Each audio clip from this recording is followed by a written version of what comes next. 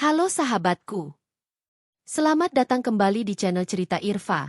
Tempat kisah-kisah pembalasan tak terduga selalu membuat kita gregetan. Coba bayangkan ini. Kamu pulang, tapi ada keluarga suami yang sudah nyaman di sofamu, mengklaim tempatmu, dan setelah 1 bulan mereka berani mengusirmu dari rumah yang kamu beli. Rasanya pasti marah, sedih, dan ingin membalas dendam sampai ke akar-akarnya. Ya? Kisah kali ini berjudul, Adik ipar dan mertua tiba-tiba tinggal di rumahku. 1 bulan kemudian, mereka menguasai rumah itu dan mengusirku dengan paksa. Ini adalah kisah tentang Karina, seorang wanita yang harus diusir paksa dari rumahnya sendiri oleh suami dan keluarganya. Tapi ingat, sahabatku, api kemarahan Karina jauh lebih panas daripada drama mereka. Hanya butuh 3 jam setelah diusir, Karina kembali. Bukan untuk memohon, tapi untuk melancarkan serangan balasan yang dingin, mutlak, dan benar-benar tak terduga. Sebelum kita mulai, yuk ramaikan kolom komentar. Like video ini sampai merah. Subscribe dan nyalakan notifikasi biar enggak ketinggalan kejutan dari Karina. Komen di bawah dengan format, nama, asal kota, hadir. Yuk, siapkan kopi dan camilanmu. Mari kita saksikan langkah strategis Karina merebut kembali semua miliknya, menghancurkan rencana Roy dan keluarganya dengan satu keputusan hukum yang tidak bisa diganggu-gugat. Sore itu, aroma lavender yang selalu disukai Karina menguar lembut dari diffuser otomatis di ruang keluarga. Karina baru saja kembali dari pertemuan penting dengan klien, membawa kabar gembira yang sudah lama dinanti Roy, suaminya. Ia berjalan masuk, berharap mendapat sambutan hangat. Namun yang ia temui adalah keheningan yang tegang dan pemandangan yang seketika membuat senyumnya luntur dari wajah. Di sofa beludru mewah berwarna abu-abu, yang selama ini menjadi singgasananya saat bersantai, duduklah 2 sosok yang paling tidak ia harapkan. Bu Roy, ibu mertuanya, dan Bella, adik iparnya. Keduanya duduk dengan posisi yang terlampau santai, seolah-olah mereka adalah pemilik sah rumah itu. Koper-koper besar yang terlihat mahal, beberapa di antaranya masih terbuka, berserakan di dekat perapian buatan yang selalu dijaga kebersihannya oleh Karina. Bu Roy, yang biasanya selalu menjaga jarak dan formalitas dengannya, kini duduk sambil menyelonjorkan kaki, menggerutu pada Bella tentang pendingin udara di ruangan itu yang dianggapnya terlalu dingin. Bella, dengan santai, sedang memoles kuku kakinya di atas meja kopi marmer Carrara yang diimpor Karina dari Italia. Pemandangan itu sungguh menyesakan. Meja itu, yang selalu ia rawat, kini menjadi tatakan botol cat kuku murahan.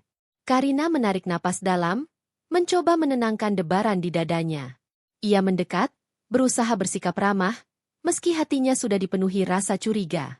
Sejak menikah dengan Roy, Karina tahu betul bahwa keluarga suaminya itu selalu memiliki cara untuk memanfaatkan kemurahan hati mereka. Rumah mewah ini adalah hasil kerja keras Karina dan Roy, meskipun secara finansial, Karina yang mendominasi. Ada apa ini, Bu? Bella? Kok semua barangnya sudah dikeluarkan begini? Tanya Karina, suaranya berusaha terdengar datar. Bu Roy tidak langsung menjawab. Ia hanya melirik Karina dari ujung kepala hingga kaki. Lalu kembali menatap Bella seolah-olah Karina adalah pengganggu yang tidak penting. Bella berdecak kesal, seolah kehadiran Karina mengganggu ritual kecantikannya. Oh, kamu sudah pulang, nak? Ujar Bu Roy akhirnya, dengan nada basa-basi yang sangat dipaksakan. Kami hanya ingin berkunjung sebentar. Ada sedikit urusan keluarga yang harus diselesaikan di kota ini, jadi kami memutuskan untuk tinggal beberapa hari. Sekalian menemani Roy, kan? Beberapa hari? Tapi koper ini, sepertinya ini bukan untuk beberapa hari, Bu. Dan kenapa Ibu dan Bella tidak menghubungi saya dulu? Ini kan mendadak sekali, balas Karina, berusaha keras mempertahankan batas kesopanannya. Saat itu, Roy muncul dari arah dapur, membawa segelas air dingin. Raut wajahnya terlihat gelisah, seperti seorang anak kecil yang tertangkap basah sedang melakukan kesalahan besar. Begitu melihat Karina, ia langsung memasang wajah memelas yang justru membuat Karina semakin curiga. Karina, sayang, kamu sudah pulang. Ini, Ibu dan Bella memang akan tinggal di sini sementara. Mereka bilang hanya sebentar, mungkin sebulan atau 2 bulan. Jangan khawatir, aku yang akan mengurus semuanya, kata Roy, mencoba merangkul bahu Karina, tetapi Karina refleks mundur. Perkataan Roy membuat Karina terkejut. 1 bulan atau 2 bulan? Mengurus semuanya? Rumah ini didesain untuk mereka berdua, dengan segala privasi yang ia jaga. Sifat Roy yang tidak tegas dan selalu mengalah pada keluarganya kini menjadi masalah yang sangat besar. 1 atau 2 bulan? Roy, kita tidak pernah membicarakan ini. Kenapa kamu memutuskan tanpa persetujuanku? Kamu tahu aku sangat menghargai privasi kita. Bella dan ibu bisa menginap di hotel yang kita miliki, kalau memang urusan mereka mendesak. Ucap Karina, nada bicaranya mulai menajam. Wajah Bu Roy dan Bella langsung berubah masa mendengar Karina menyebut kata hotel. Bu Roy meletakkan ponselnya, menatap Karina dengan tatapan menusuk. Hotel? Apa kamu bilang? Kami ini keluarga suamimu, Karina. Kami hanya ingin lebih dekat dengan Roy. Apa salahnya tinggal di rumah anak sendiri? Lagi pula, rumah sebesar ini hanya dihuni berdua. Kamar tamu itu kan kosong. Kami hanya akan menempati kamar itu. Sindir Bu Roy, membuat suasananya semakin panas. Karina merasa pertahanannya mulai goyah. Ini bukan hanya tentang tempat tinggal. Ini tentang rasa hormat dan pengambilan keputusan bersama dalam rumah tangga mereka. Roy seharusnya menjadi garda terdepan untuk menjaga keharmonisan mereka. Tetapi ia memilih diam, membiarkan Karina berjuang sendiri melawan ketidaknyamanan ini. Sejak awal, Karina sudah melihat duri di sofa mewahnya, bukan dalam bentuk nyata, melainkan dalam bentuk sikap Roy yang lemah. Malam itu, makan malam terasa seperti di medan perang. Bella terus mengomentari makanan yang disajikan, sementara Bu Roy mulai mengatur pelayan rumah tentang cara membersihkan rumah yang dianggapnya kurang bersih. Roy hanya menunduk, sesekali melirik Karina dengan tatapan penuh permohonan agar ia mengalah saja demi kedamaian. Namun, mengalah bukanlah pilihan bagi Karina. Ia sudah melihat pola yang terulang. Bu Roy dan Bella tidak datang untuk berkunjung, melainkan untuk mengambil alih. Di tengah makan malam yang sunyi itu, Karina diam-diam mengambil keputusan. Ia akan membiarkan permainan ini berjalan, tetapi ia akan mengumpulkan amunisi rahasianya. Ia tidak akan melawan dengan amarah, melainkan dengan strategi dan kekuatan finansial yang tak pernah diketahui suaminya. Sejak detik itu, rumah ini menjadi arena pertarungan, dan Karina berjanji pada dirinya sendiri, ia tidak akan kalah. Ia akan membiarkan mereka masuk ke dalam jebakannya sendiri. Karina memperhatikan bagaimana Roy begitu pasrah pada keluarganya. Ia ingat bagaimana Roy selalu menuntut pengorbanan darinya. Padahal Karina sudah memberikan segalanya, termasuk rumah mewah ini. Karina tahu, kelemahan Roy ini adalah bom waktu. Karina tahu, jika Roy tidak bisa menjadi suami dan pelindungnya, maka ia harus menjadi pelindung bagi dirinya sendiri dan aset-asetnya. Malam itu, Karina tidak tidur di kamar utama. Ia memilih pindah ke ruang kerja, beralasan banyak pekerjaan. Dalam kegelapan, ia menghubungi seorang kenalan lama, seorang pengacara handal yang terkenal kejam di pengadilan, sambil memandangi kotak perhiasan di lemarinya. Perhiasan itu, simbol cinta mereka yang kini terasa hampa, akan segera menjadi amunisi utama untuk pertarungan yang akan datang. Ia sudah merencanakan langkah demi langkah, dan kedatangan Bella serta Bu Roy adalah pintu masuk yang ia butuhkan untuk melancarkan pembalasan yang terstruktur. Permainan baru saja dimulai, dan kali ini, Karina yang memegang kendali. 1 bulan berlalu sejak Bu Roy dan Bella memproklamirkan kedatangan mereka. Aroma lavender di ruang keluarga kini telah berganti menjadi bau masakan khas kampung yang menyengat, bercampur dengan aroma parfum Bella yang terlalu kuat. Rumah mewah minimalis modern yang selalu menjadi surga ketenangan bagi Karina, kini terasa seperti pasar yang ramai dan asing. Karina menjalani hari-harinya di bawah pengawasan ketat dan gangguan tanpa henti. Aturan-aturan tidak tertulis yang dulu ia dan Roy sepakati kini diinjak-injak begitu saja. Kamar tamu yang semula hanya digunakan untuk menginap sesekali, kini telah berubah menjadi gudang penyimpanan sementara barang-barang pribadi Bella, termasuk kotak-kotak sepatu dan tas yang berlebihan. Bella bahkan tanpa izin sudah menyingkirkan beberapa koleksi buku langka milik Karina dari rak di ruang baca, menggantinya dengan majalah-majalah hiburan. Puncaknya terjadi ketika Karina menemukan bahwa grand piano antik warisan keluarganya, yang ditempatkan di sudut ruang tamu, digunakan Bu Roy untuk menjemur beberapa kain cuciannya. Saat Karina menanyakan hal itu dengan nada sopan, Bu Roy hanya mengangkat bahu, mengatakan bahwa sinar matahari yang masuk dari jendela itu sangat pas untuk mengeringkan pakaian dengan cepat, dan Karina terlalu berlebihan soal benda mati. Roy, yang seharusnya menjadi penengah, justru menjadi lebih pasif dan menghindar. Setiap kali Karina mencoba berbicara serius tentang batas-batas privasi, Roy selalu memotongnya dengan kalimat klise.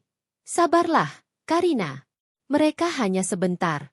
Kita tidak boleh menjadi anak durhaka pada ibu. Kata-kata Roy itu bukan hanya menyakitkan, tetapi juga membuat Karina sadar bahwa Roy sudah tidak lagi berada di timnya. Ia telah memilih sisi keluarganya, mengorbankan perasaan dan kenyamanan Karina demi kedamaian semu yang hanya menguntungkan keluarganya. Karina mulai melihat dengan jelas motif di balik kedatangan mendadak itu. Bella mulai menggunakan mobil mewah Karina tanpa izin, dengan alasan mobilnya sedang diperbaiki dan dia harus menghadiri acara sosialita yang penting. Ketika Karina melarangnya, Bella langsung mengadu pada Roy, memutarbalikkan fakta seolah Karina adalah istri yang kejam dan pelit. Roy, tanpa mencari tahu kebenarannya, langsung memarahi Karina. Bella itu adikku. Dia sedang kesulitan. Karina, apa salahnya meminjam mobil sebentar? Kamu ini punya segalanya. Kenapa pelit sekali pada keluargaku? Hardik Roy, malam itu, di dalam kamar. Itu adalah kali pertama Roy membentaknya dengan nada setinggi itu, dan hal itu menjadi titik balik bagi Karina. Matanya tidak lagi menunjukkan kemarahan, melainkan dingin dan perhitungan. Mobil itu atas namaku, Roy. Dan yang sedang kesulitan adalah aku. Kesulitan bernapas di rumahku sendiri. Jawab Karina tenang, namun penuh makna. Ia tahu, berdebat emosional hanya akan menguras tenaganya. Karina memilih mundur, menutup pintu kamar mandi, dan langsung menghubungi pengacara Deva, rekan lama yang sudah ia hubungi di bab 1. Di tengah kekacauan yang diciptakan keluarga Roy, Karina mulai menjalankan rencana rahasianya. Langkah pertama adalah pengamanan dokumen. Setiap malam, setelah semua orang terlelap, Karina menyelinap ke ruang kerja. Ia memindai dan menyimpan semua salinan akta properti, surat perjanjian pranikah, jika ada, dan dokumen kepemilikan aset lainnya ke dalam penyimpanan digital yang sangat terenkripsi. Dia tidak lagi menyimpan dokumen fisik berharga di brankas rumah, karena ia curiga Bu Roy atau Bella sudah mengetahui kode keamanannya. Langkah kedua adalah investigasi pernikahan siri Roy. Melalui Deva, Karina menyewa seorang penyelidik swasta profesional. Fokus utama penyelidikan adalah mencari tahu identitas wanita yang dinikahi siri oleh Roy sebelum pernikahan resmi mereka, dan mengumpulkan semua bukti seperti foto, saksi, dan dokumen yang menguatkan adanya ikatan pernikahan tersebut. Hal ini harus dilakukan secepatnya, karena ini adalah celah emas untuk membatalkan pernikahan mereka, bukan sekadar menceraikan Roy. Suatu sore, saat Karina sedang berada di luar rumah untuk pertemuan bisnis, ia menerima pesan singkat dari penyelidik yang Deva tugaskan. Pesan itu sangat singkat, hanya berisi sebuah nama dan sebuah tanggal di masa lalu. Hati Karina mencelos, bukan karena kaget, melainkan karena pembenaran atas kecurigaannya selama ini. Bukti itu ada, dan Roy benar-benar menyembunyikan fakta besar ini. Kebohongan Roy kini menjadi kartu as bagi Karina. Kembali ke rumah, Karina menemukan bahwa Bu Roy sedang mengadakan arisan mendadak di ruang keluarga, menggunakan semua piring dan gelas kristal terbaik milik Karina. Bu Roy memperkenalkan dirinya kepada para tamu arisan sebagai nyonya rumah yang baru. Melihat Karina masuk, Bu Roy hanya tersenyum meremehkan. Oh, kamu sudah pulang, nak? Tolong ambilkan snack di dapur. Ya, kita sedang ada acara. Perintah Bu Roy di depan para tamu sosialita Karina, seolah-olah Karina adalah pelayan. Karina tidak marah. Ia hanya tersenyum tipis. Maaf, Bu. Saya baru pulang, dan saya bukan pelayan. Silakan minta tolong kepada pelayan rumah yang ada di dapur. Kemudian, tanpa menunggu reaksi Bu Roy, Karina langsung berjalan ke kamarnya. Sikap dingin dan berwibawa Karina membuat beberapa tamu sosialita itu, yang mengenalnya sebagai pengusaha sukses, saling berbisik. Bu Roy tersipu malu, namun kemarahan di matanya jelas terlihat. Peristiwa ini, dan semua perilaku tak beretika lainnya, memicu Roy dan keluarganya untuk mengambil tindakan yang lebih ekstrim. Mereka mulai merancang strategi untuk menyingkirkan Karina secara permanen, yakin bahwa Karina hanyalah wanita polos yang terlalu sibuk bekerja dan tidak akan berani melawan. Mereka mulai mengincar satu hal, akta kepemilikan rumah yang mereka yakini masih ada di brankas. Di malam yang dingin, saat Karina sedang menyusun rencana dengan Deva lewat telepon, ia mendengar suara-suara berbisik dari balik pintu. Roy, Bu Roy, dan Bella sedang berkumpul, berbicara dengan nada rendah yang dipenuhi ambisi dan keserakahan. Karina tidak perlu mendengar detailnya. Ia sudah tahu. Mereka sudah merasa nyaman dan ingin mengambil alih segalanya. 1 bulan telah memberi mereka rasa memiliki yang palsu. Karina mengakhiri panggilan dengan Deva dan melihat dirinya di cermin. Tatapannya kini setajam berlian. Ia tidak lagi melihat Karina yang lembut dan mudah mengalah. Ia melihat strategis, wanita yang siap menggunakan semua kekayaan dan kecerdasannya untuk memenangkan perang yang dipicu oleh orang-orang terdekatnya sendiri. Ia membiarkan mereka percaya bahwa dia lemah, karena dalam strategi, musuh yang paling berbahaya adalah musuh yang diremehkan. Karina tersenyum kecil. Babak pengusiran paksa yang akan datang akan menjadi pintu keluar baginya, dan pintu masuk bagi kehancuran mereka. Pagi itu, udara di rumah terasa sangat dingin, bukan karena pendingin ruangan, tetapi karena ketegangan yang sudah tidak bisa lagi disembunyikan. Karina menyadari bahwa Roy dan keluarganya telah mencapai titik di mana mereka merasa sangat nyaman dan berhak atas segalanya. Mereka tidak lagi berpura-pura menjadi tamu, melainkan sudah bertindak sebagai penguasa baru. Bermula dari hal kecil yang menjadi pemicu besar. Karina hendak menggunakan blender profesionalnya untuk membuat smoothie kesehatan, tetapi ia menemukan alat itu sudah tidak berfungsi, bahkan beberapa bagiannya hilang. Ketika ia menanyakan pada pelayan, ia mendapat jawaban bahwa Bella telah mencoba menggunakan alat itu untuk membuat ramuan masker wajah herbal, dan tampaknya Bella lupa cara membersihkannya sehingga alat itu rusak. Karina mendatangi Bella di ruang tamu, di mana Bella sedang asyik menonton drama pagi dengan suara televisi yang sangat keras. Karina berusaha tetap tenang. Bella, blender di dapur itu rusak. Itu alat profesional dan sangat mahal. Kenapa kamu memakainya untuk hal lain dan tidak meminta izin? Bella hanya memutar mata, tanpa mengalihkan pandangannya dari layar. Ah, blender murahan begitu saja diributkan. Nanti kan Roy bisa belikan lagi yang baru. Lagi pula, kamu kan banyak uang. Ribet amat sih, jawab Bella enteng, seolah-olah barang itu tidak ada harganya. Sikap tidak bertanggung jawab dan meremehkan itu memicu reaksi yang sudah lama ditahan Karina. Murahan? Itu barang limited edition yang harus diimpor khusus.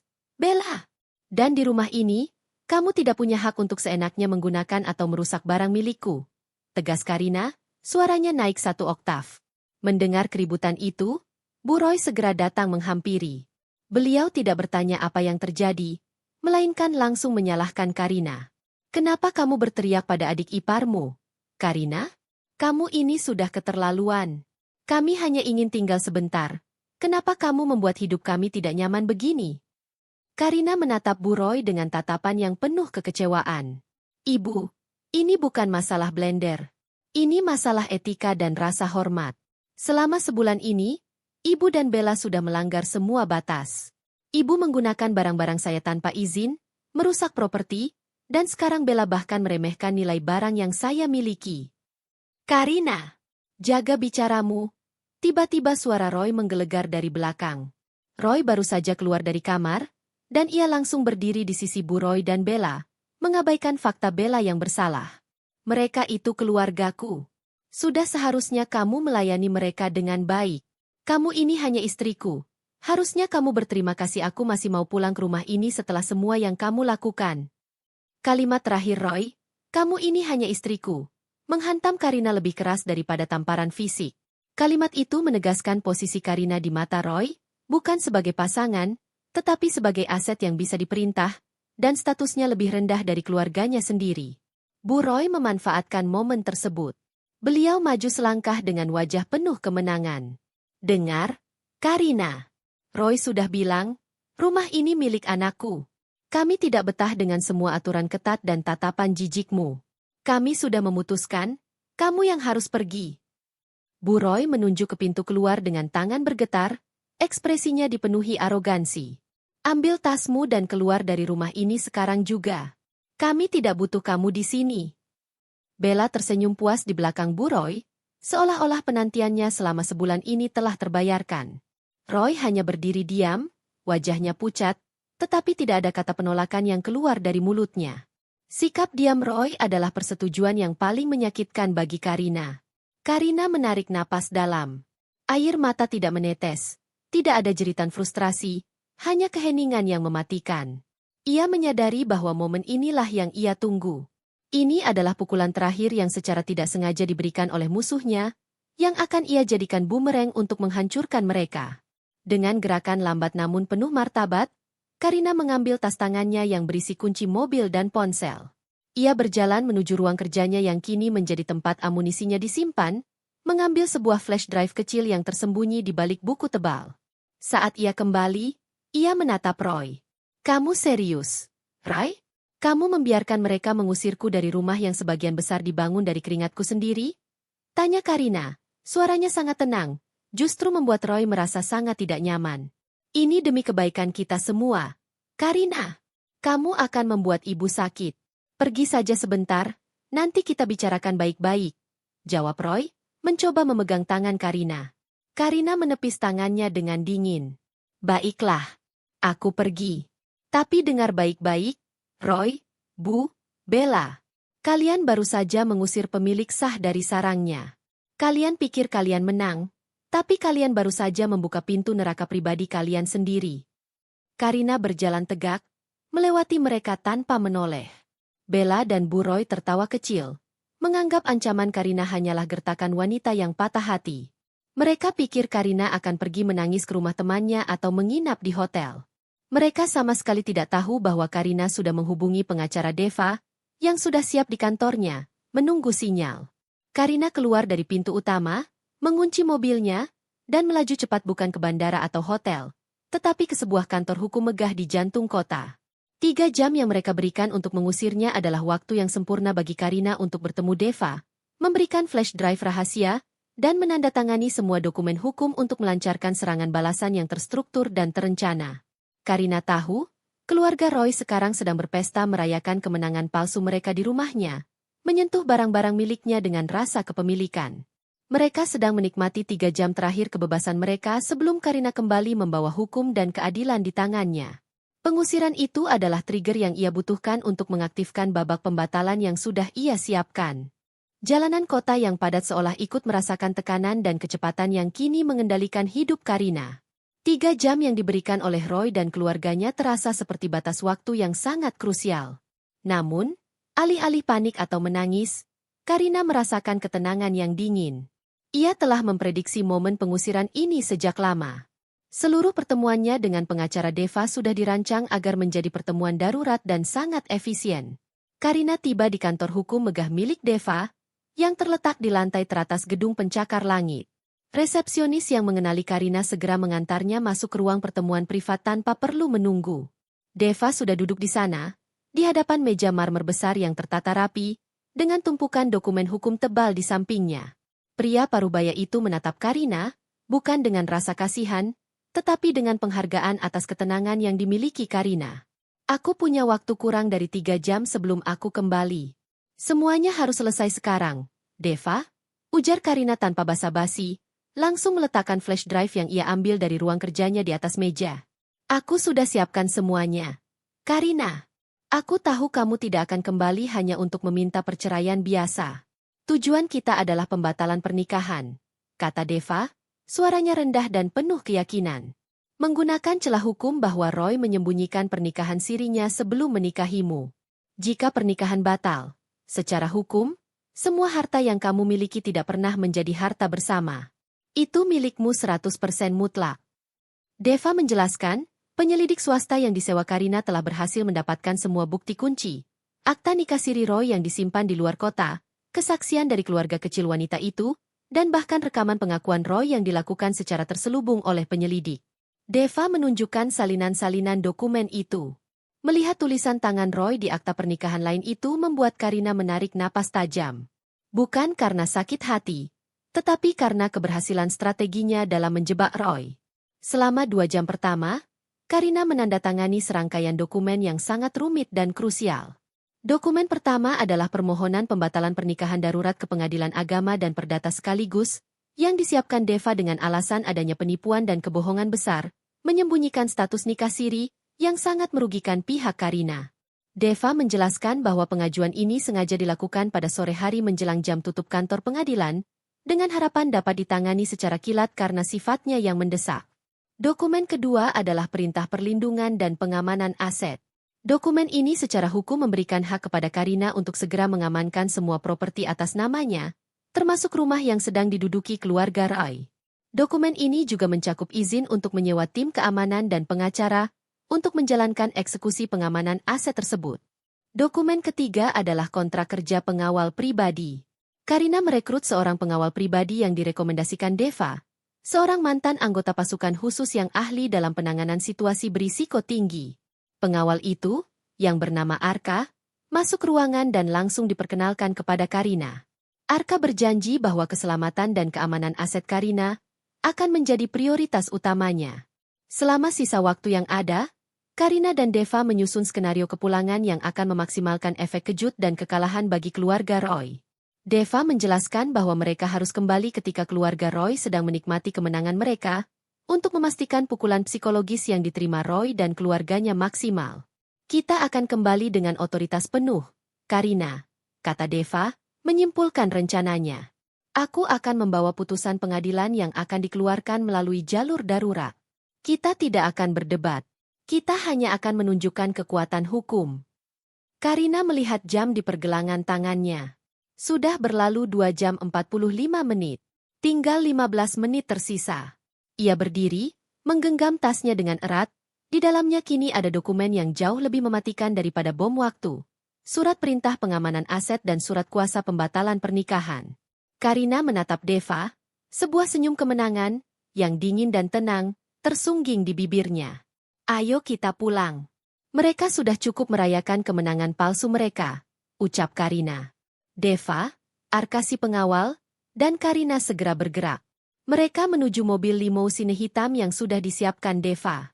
Di dalam mobil, Deva memberikan satu set kunci baru kepada Karina, kunci yang sudah disetel ulang untuk rumah itu. Dia juga menjelaskan bahwa semua password pintu digital rumah itu telah diubah secara jarak jauh melalui sistem keamanan yang terhubung langsung dengan kantornya, mengantisipasi perlawanan Roy. Karina, yang baru saja diusir dari rumahnya sendiri, kini kembali, bukan sebagai istri yang terbuang, tetapi sebagai pemilik sah yang bersenjatakan hukum dan pengawal. 3 jam itu bukan waktu untuk meratapi nasib, melainkan waktu yang paling efektif dalam hidupnya untuk merancang dan melancarkan pembalasan yang akan menghancurkan segalanya bagi Roy dan keluarganya. Pintu rumah yang ia tinggalkan dengan wajah tertekan, kini akan ia masuki kembali dengan wibawa dan otoritas yang mutlak. Di dalam limousine hitam yang melaju mulus membelah jalanan sore, Karina duduk tegak. Di satu sisi Deva, pengacara handalnya, memeriksa dokumen terakhir yang baru saja dikirimkan secara digital dari pengadilan. Di sisi lain, Arka, si pengawal pribadi berbadan tegap, duduk dengan mata tajam, memindai setiap sudut luar mobil, memastikan keamanan mereka. Suasana di dalam mobil adalah gabungan antara ketenangan sebelum badai dan fokus operasional yang tinggi. Karina memejamkan mata sebentar. Ia membayangkan apa yang sedang terjadi di rumahnya. Ia yakin, Roy, Bu Roy, dan Bella pasti sedang merayakan kemenangan mereka, menikmati sensasi menjadi penguasa baru, dan merencanakan langkah selanjutnya untuk mengamankan aset-aset Karina. Kecintaan mereka pada harta dan keserakahan mereka adalah prediktor yang paling bisa diandalkan dalam permainan ini. Sistem kamera sudah kuaktifkan secara live di tablet ini. Karina, bisik Deva sambil menyerahkan tablet kecil. Lihatlah. Nikmati pertunjukan terakhir mereka. Karina membuka mata dan menatap layar tablet. Di ruang keluarganya, pemandangan yang ia prediksi benar-benar terjadi. Bu Roy dan Bella sedang tertawa terbahak-bahak, bersulang dengan sampanye mahal milik Karina yang tersimpan di bar kristal. Mereka tidak hanya merayakan pengusiran Karina, tetapi juga berbagi rencana kotor. Aku sudah lihat semua perhiasan di lemarinya.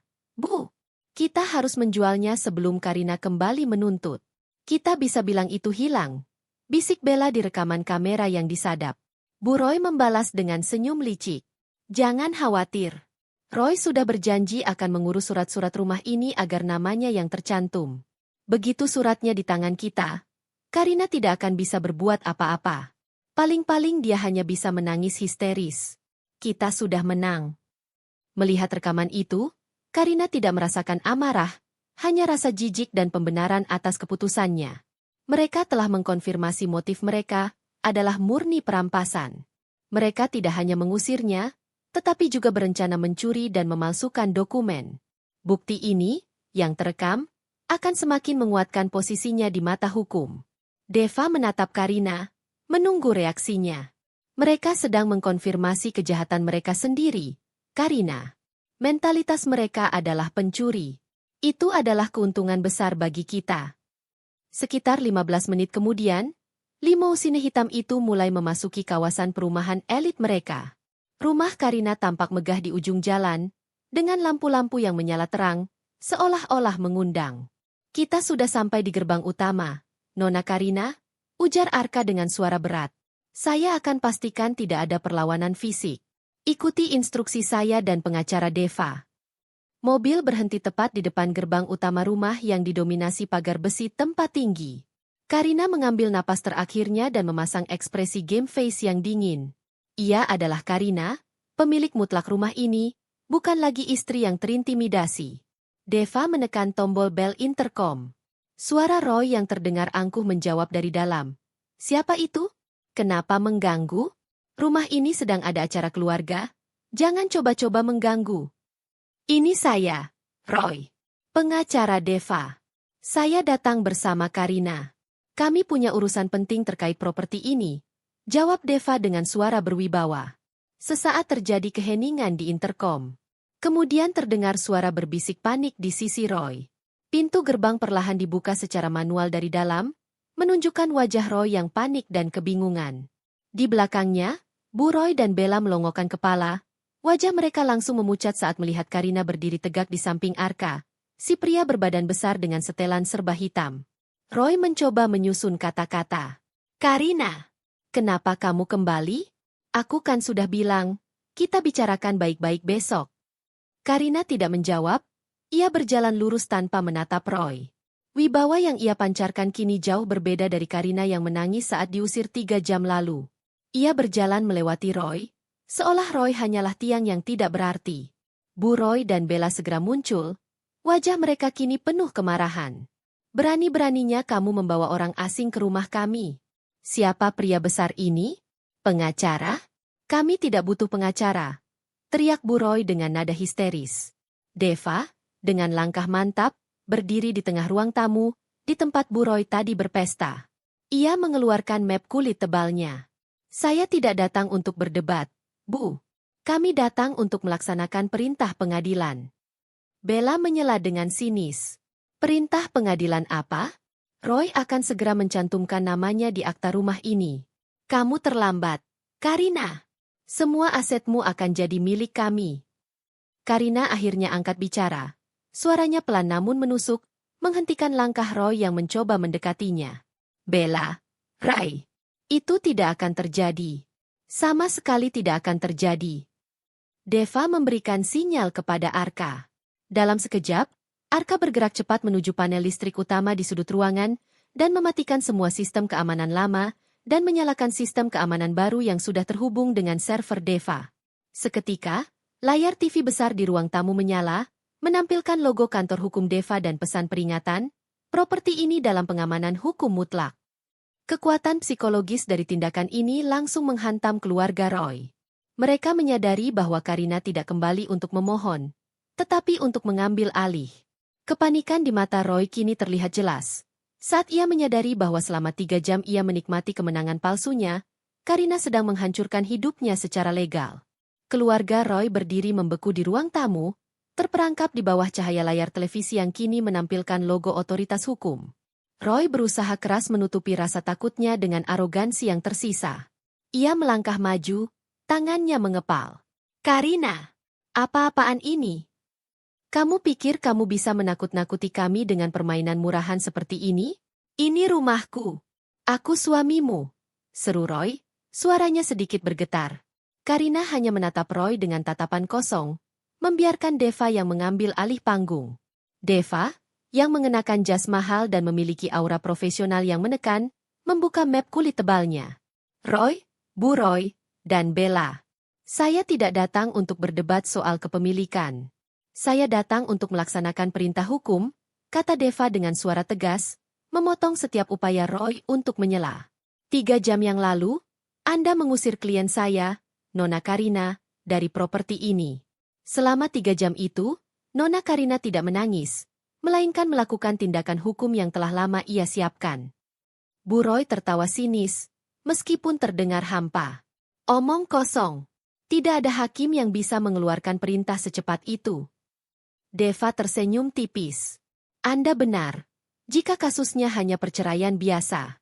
Namun, kasus ini adalah pembatalan pernikahan yang diajukan dengan bukti kuat adanya penipuan dan pemalsuan status pernikahan yang merugikan klien saya.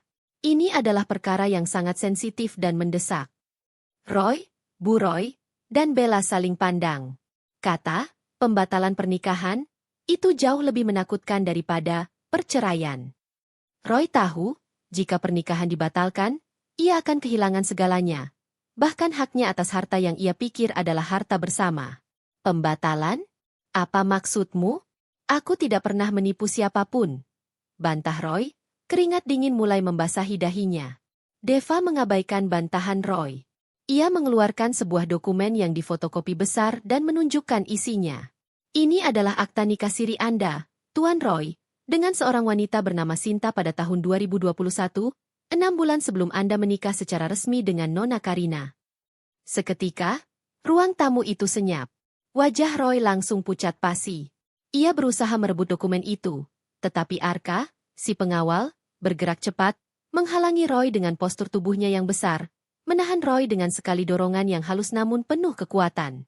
Kami memiliki salinan resmi dari dokumen ini, kesaksian dari keluarga Sinta, dan rekaman pengakuan Anda sendiri, Tuan Roy. Lanjut Deva, suaranya kini terdengar seperti palu hakim. Menyembunyikan pernikahan sebelumnya adalah kebohongan besar yang secara hukum membatalkan pernikahan Anda dengan Nona Karina sejak awal dilangsungkan. Itu palsu. Karina, kamu membuat ini semua untuk menjebakku. Roy berteriak, menoleh ke arah Karina, mencari simpati yang tidak akan pernah ia temukan lagi. Karina akhirnya angkat bicara. Suaranya sedingin es. Aku tidak menjebakmu, Roy. Aku hanya mengungkap kebenaran yang kamu sembunyikan selama bertahun-tahun demi mendapatkan asetku. Kebohonganmu yang menjebak dirimu sendiri. Deva kemudian mengeluarkan dokumen terakhir, yang paling mematikan. Karena pernikahan ini dinyatakan batal, maka secara hukum, tidak pernah ada harta gonogini. Properti ini, dan semua aset yang Anda gunakan, Tuan Roy, Bu Roy, dan Bella, yang dibeli atas nama Nona Karina, adalah milik Nona Karina 100% mutlak. Bu Roy dan Bella tersentak kaget. Bella menjatuhkan gelas sampahnya yang ia pegang, pecahan kristal berserakan di lantai marmer. Ini adalah perintah eksekusi pengamanan aset yang dikeluarkan sore ini. Anda bertiga harus segera meninggalkan properti ini, tegas Deva, menunjuk ke pintu keluar. Anda punya waktu 5 menit untuk mengumpulkan barang-barang yang jelas-jelas milik pribadi Anda, seperti ponsel, dompet, dan 1 tas kecil. Sisanya akan kami anggap sebagai aset sengketa dan akan disumbangkan ke lembaga amal jika tidak diambil secara legal dalam 48 jam ke depan. Bu Roy histeris. Tidak bisa. Kami tidak akan pergi. Roy. Telepon polisi. Katakan Karina ini mengancam kita. Memanggil polisi justru akan mempercepat proses hukum Anda. Bu, potong Deva tenang. Karena kami juga memiliki bukti rekaman, yang kami dapatkan dari sistem keamanan yang Anda gunakan selama pesta kemenangan palsu tadi, tentang rencana pencurian aset dan pemalsuan dokumen yang Anda diskusikan 3 jam lalu. Itu adalah ancaman pidana. Pilihannya sederhana. Pergi sekarang, atau menghadapi tuntutan pencurian dan penipuan. Ancaman tuntutan pidana itu akhirnya mematahkan perlawanan mereka. Wajah Roy kini menunjukkan keputusasaan total. Ia menyadari, dirinya dan keluarganya tidak hanya kehilangan rumah, tetapi juga menghadapi konsekuensi hukum yang serius. Keluarga Roy tahu, melawan Karina, yang kini didukung oleh pengacara top dan bukti yang tak terbantahkan, adalah bunuh diri. Karina, yang menyaksikan kehancuran mereka, kini berdiri di tengah ruang tamu, di tempat yang tadi ia tinggalkan dengan rasa sakit. Ia tidak lagi menjadi korban, melainkan pemegang kendali mutlak. Suara Deva mengumumkan batas waktu 5 menit menggema di ruang tamu yang dihiasi pecahan kaca sampahnya yang baru saja dijatuhkan Bella. Waktu 5 menit itu terasa seperti hukuman mati bagi keluarga Roy. Ekspresi mereka berubah drastis dari arogansi menjadi panik, lalu menjadi amarah yang putus asa. Bu Roy, yang selama ini bersikap sebagai nyonya rumah yang baru, mulai menjerit histeris. Ia berlari ke arah Roy, mencengkeram lengan putranya. Roy, kamu harus melakukan sesuatu. Kita tidak bisa diusir seperti ini. Ini penghinaan. Katakan pada wanita ini bahwa ini rumah kita. Roy sendiri tampak seperti patung. Kenyataan pahit bahwa pernikahannya dibatalkan karena kebohongannya yang tersembunyi telah melumpuhkan logikanya. Ia tahu, melawan Deva dan dokumen hukum yang dipegang Karina adalah tindakan sia-sia yang hanya akan mengantarkannya ke kantor polisi, seperti yang diancamkan Deva. Bella, yang lebih pragmatis namun tetap serakah, segera berlari ke kamar tamu yang selama sebulan ia anggap sebagai kamarnya. Ia berusaha memasukkan sebanyak mungkin barang miliknya ke dalam koper kecil yang ia bawa saat datang. Namun, Bu Roy mengejar dan langsung memarahi Bella. Bodoh! Jangan hanya memikirkan barangmu. Ambil perhiasan Karina. Ambil tas-tas mahal di lemari Roy. Cepat! Bu Roy berteriak sambil mendorong Bella menuju kamar utama, tempat perhiasan Karina tersimpan, meskipun Karina sudah mengosongkan brankas itu sebelumnya. Deva memperhatikan kekacauan itu dengan tenang, sementara Arka berdiri di samping Karina, memancarkan aura ancaman yang membuat keluarga Roy enggan mendekati Karina. 3 menit tersisa, kata Deva, suaranya datar. Bu Roy dan Bella kembali dari kamar utama dengan tangan kosong, menyadari bahwa semua barang berharga Karina sudah tidak ada. Wajah mereka semakin gelap. Mereka berlari ke dapur, mengambil beberapa peralatan elektronik kecil, dan bahkan mencoba mencopot bingkai foto besar yang terpajang di dinding. Tindakan mereka menunjukkan betapa rendahnya moral mereka. Murni ingin merampas apapun yang mereka bisa dalam waktu singkat. Karina menyaksikan adegan itu dengan tatapan menilai. Tidak ada kepuasan yang ia rasakan dari penderitaan mereka, hanya penegasan bahwa keputusannya untuk membatalkan pernikahan ini adalah hal yang benar. Ia tidak pantas berbagi hidup dan aset dengan orang-orang yang tidak menghargai batas, apalagi mencintai hanya karena harta. Roy akhirnya menemukan suaranya. Ia berjalan sempoyongan menghampiri Karina, ekspresinya dipenuhi rasa penyesalan palsu yang selalu ia gunakan untuk memanipulasi Karina. Karina, kumohon. Dengarkan aku. Kita bisa bicarakan ini secara damai. Aku minta maaf soal Bella dan ibu. Aku janji akan usir mereka. Jangan batalkan pernikahan kita. Kita bisa mulai dari awal. Aku tidak mau kehilanganmu. Roy memohon dengan suara serak, berusaha memegang tangan Karina. Karina mundur selangkah, dan Arka dengan sigap menempatkan dirinya di antara mereka, menghadang Roy. Karina menatap mata Roy untuk pertama dan terakhir kalinya dengan kejernihan total. Aku tidak bisa kehilangan sesuatu yang sudah lama hilang, Roy. Kepercayaan dan rasa hormatku sudah hilang sejak kamu membiarkan mereka menginjak-injak harga diriku di rumah ini. Dan yang paling penting, Karina berhenti sejenak, suaranya merendah namun menusuk hingga ke tulang. Aku tidak akan memulai dari awal dengan seorang penipu yang menyembunyikan pernikahan siri demi mendapatkan hartaku. Bagiku, kamu tidak pernah menjadi suamiku. Kamu hanyalah orang asing yang memanfaatkan kebaikanku. Kata-kata itu menghancurkan pertahanan Roy. Ia menyadari, kali ini, air mata dan rayuan tidak akan berhasil. Ia telah kehilangan Karina si wanita penyayang dan menemukan Karina si strategis yang dingin. 1 menit terakhir. Deva mengumumkan, sambil mengeluarkan ponselnya, seolah siap menghubungi pihak berwajib. Ketegasan Karina dan Deva, ditambah kehadiran Arka, akhirnya mematahkan perlawanan Bu Roy dan Bella. Mereka berhenti mengumpulkan barang. Bu Roy memelototi Karina dengan dendam membara. Kamu akan menyesal. Karina, kamu tidak akan pernah bahagia, ancam Bu Roy. Karina hanya menggelengkan kepala. Aku sudah bahagia, Bu. Bahagia karena aku telah merebut kembali keadilan dan harga diriku. Tepat ketika waktu habis, Deva memberi isyarat kepada Arka untuk mengawal mereka keluar. Arka mendekat, memberikan tatapan tajam yang membuat Bu Roy dan Bella terpaksa berjalan mundur. Roy, yang paling hancur, terhuyung-huyung keluar dari pintu utama, meninggalkan rumah yang selama ini ia klaim sebagai miliknya. Mereka bertiga berdiri di luar gerbang, di bawah kegelapan malam, melihat ke dalam rumah yang kini terasa seperti istana yang mengusir mereka. Karina, yang berdiri di ambang pintu, menyaksikan mereka pergi. Itu adalah pemandangan yang dingin. 3 orang yang penuh keserakahan, kini berdiri di pinggir jalan, tanpa tujuan, diusir oleh kekuatan hukum yang mereka abaikan.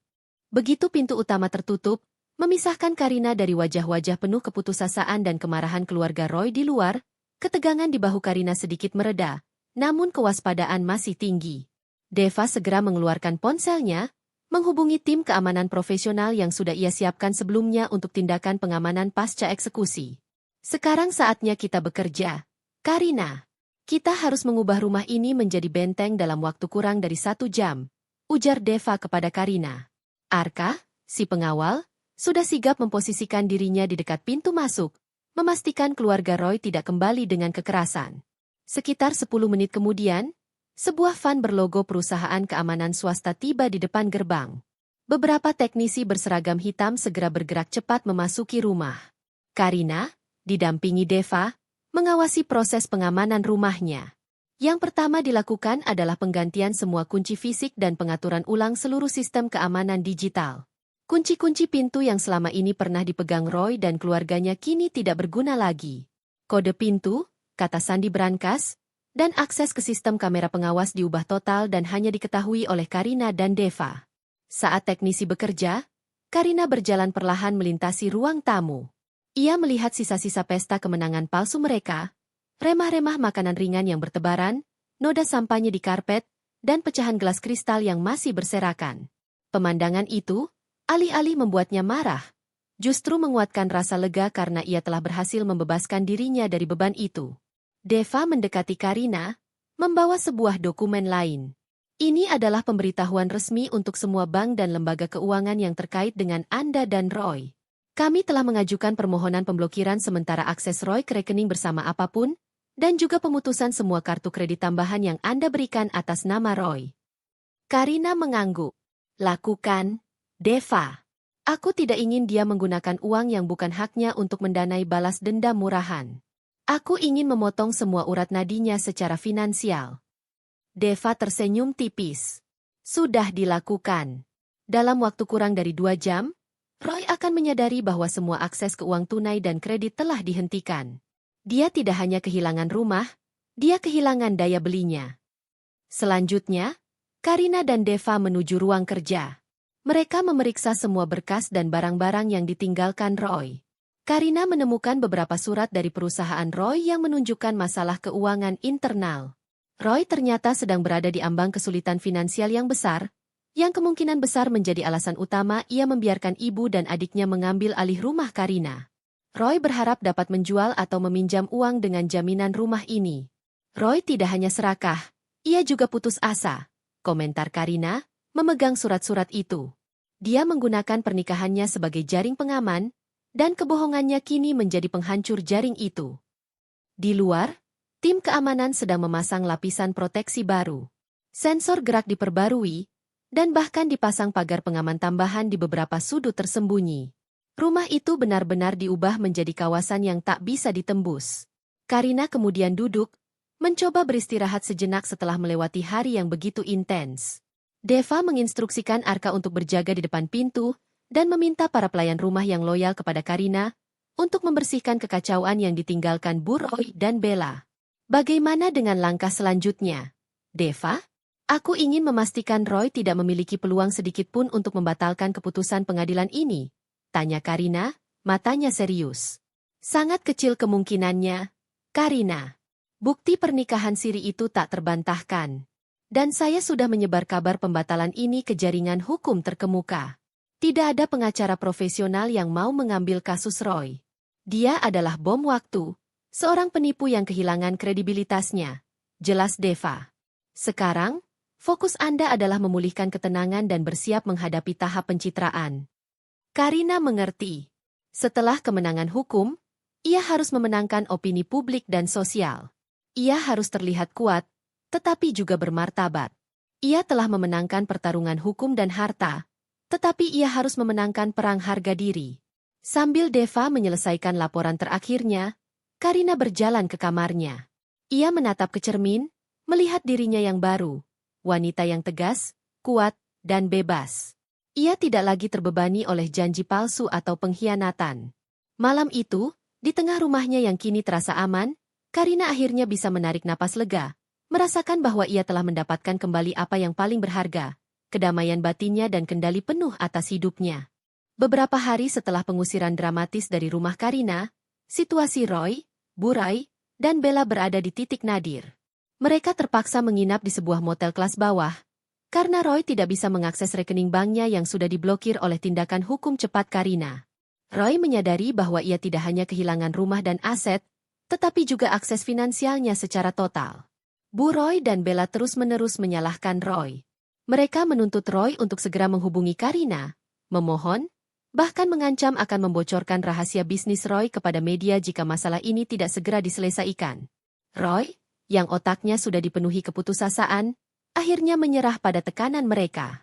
Roy berhasil menghubungi Karina melalui nomor telepon rumah yang masih ia ingat, karena semua nomor pribadinya telah diblokir. Telepon itu diterima oleh Deva. Deva hanya menyampaikan satu pesan singkat.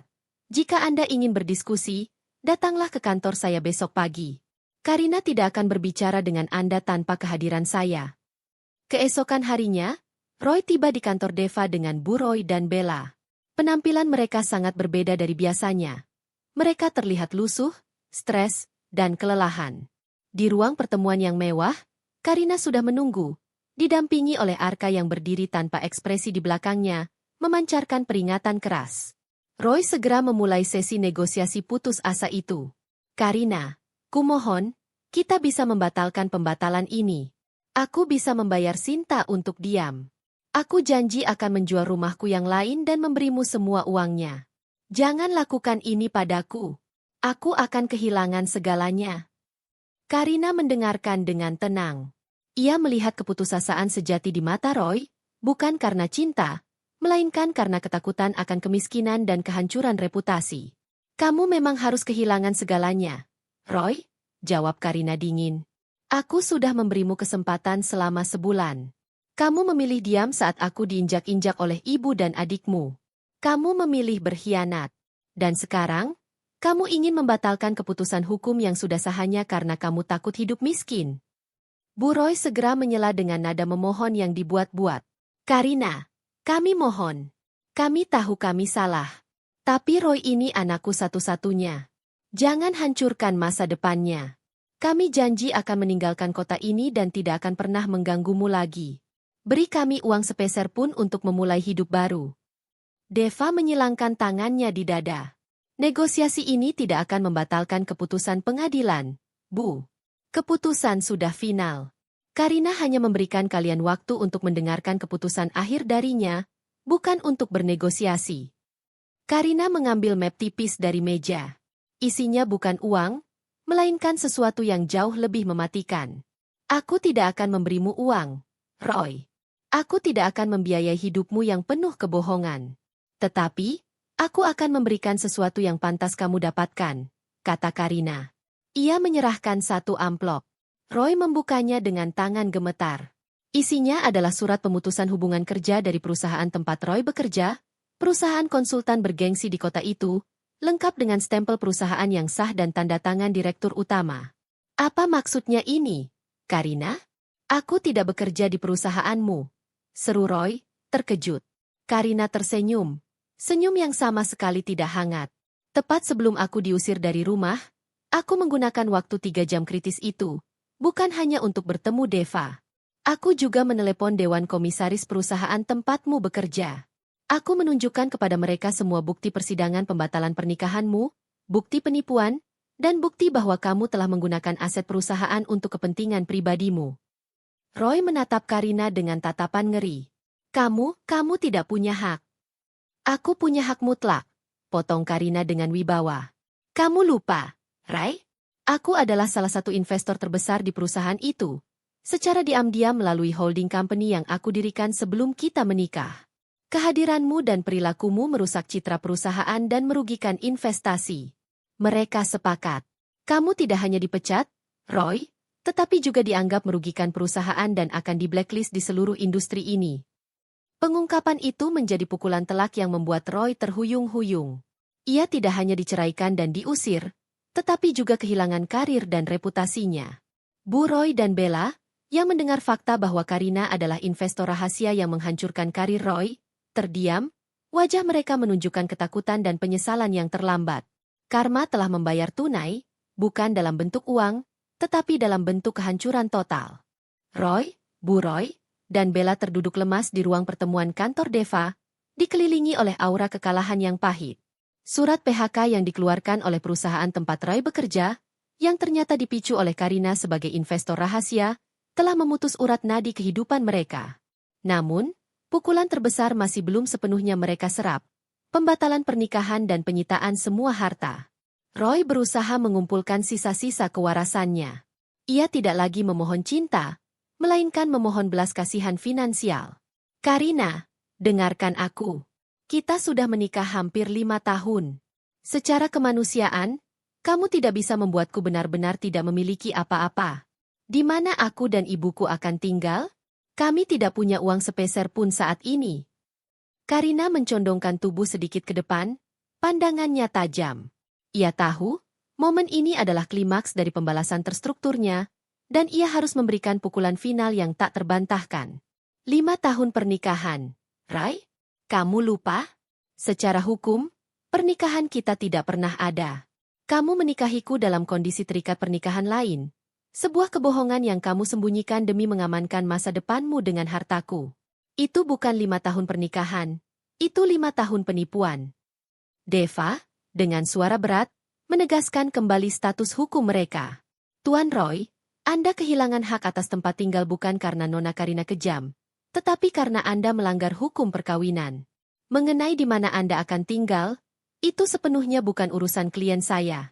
Anda dan keluarga Anda punya waktu 3 jam untuk mengambil barang pribadi saat mengusir Nona Karina. Anda melewatkan kesempatan itu. Sekarang, semua barang di rumah itu, termasuk mobil dan barang-barang mewah yang Anda beli menggunakan uang Nona Karina, telah disita. Bella, yang selama ini hanya mengandalkan barang-barang bermerek untuk status sosialnya, bangkit berdiri. Disita? Bahkan tas-tasku? Dan perhiasanku yang ada di sana? Itu semua milik kami. Kalian tidak punya hak untuk mengambilnya. Bella berteriak histeris, mencoba meraih tas Karina seolah mencari kunci. Arka, si pengawal, maju 2 langkah ke depan. Tatapannya yang dingin dan tubuhnya yang besar segera membuat Bella mundur dengan ketakutan. Karina tersenyum, senyum penuh kemenangan yang dingin. Kamu menyebut barang-barangmu? Tas yang kamu gunakan tanpa izin? Perhiasan yang kamu rencanakan untuk dijual diam-diam? Aku sudah mendengarkan rekaman rencana pencurian kalian. Bella, itu bukan milikmu. Dan mengenai semua pakaian dan barang-barang mewah Roy yang tersisa di rumah, Karina berhenti, memberikan efek dramatis. Itu semua sudah aku sumbangkan ke panti asuhan pagi ini. Aku tidak ingin ada satupun sisa barang yang pernah disentuh oleh pengkhianatanmu di rumahku. Pengungkapan bahwa semua yang tersisa sudah disumbangkan menjadi pukulan psikologis yang melumpuhkan Roy. Ia menyadari, Karina tidak hanya menghukumnya dengan uang, tetapi juga dengan penghinaan total atas eksistensinya.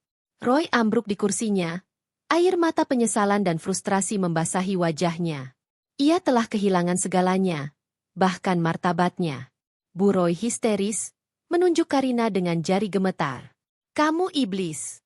Kamu akan menerima balasan atas perbuatanmu ini. Roy adalah anakku. Kamu tidak akan pernah bahagia.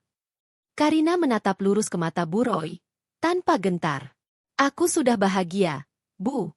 Kebahagiaanku kembali saat aku merebut keadilan.